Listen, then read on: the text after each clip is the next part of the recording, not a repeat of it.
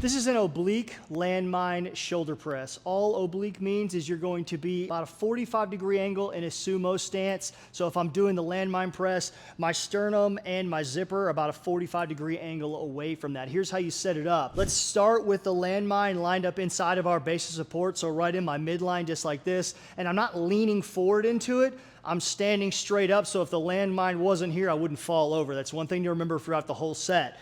Once I find this position, I'm gonna open up away from the arm that I'm working. So I'm just gonna kick this leg open, which is gonna keep the landmine inside the base of support on this back leg, okay? Once I find this position, I want it to be comfortable enough to where I can soften my knees, relax my abs, and find a little bit of glutes by putting pressure on the outside of my heels and then wrapping the whole foot on the ground so I have 3 points of contact with both feet. Once I establish that, I want to get nice and tall, make sure I'm stacked and feel those obliques working for the whole set. The landmine is lined up with them, so you will definitely feel the oblique on the working side a lot more. I'm going to keep my eyes in line with my sternum and my zipper while I press away and exhale. And then as I bring the elbow down, I want to make sure that I'm not coming all the way to my ribs and allowing myself to dip. Now I'm outside my stack, so I want to stay right about here. Exhale, inhale. Keep your knees soft, keep your 3 points of contact. You might feel your glutes working just a little bit, that's good. I like to give myself a little bit of awareness of this oblique in this rib cage by feeling for this while I'm moving.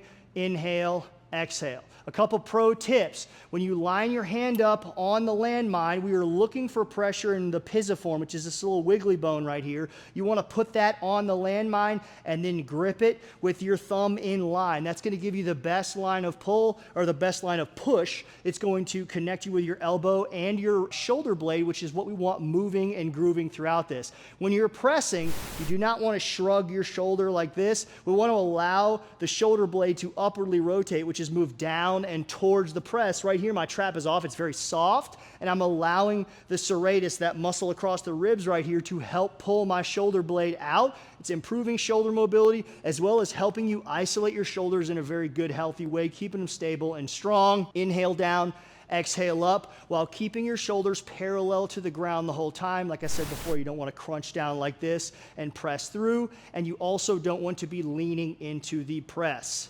Give it a shot, guys. Good luck.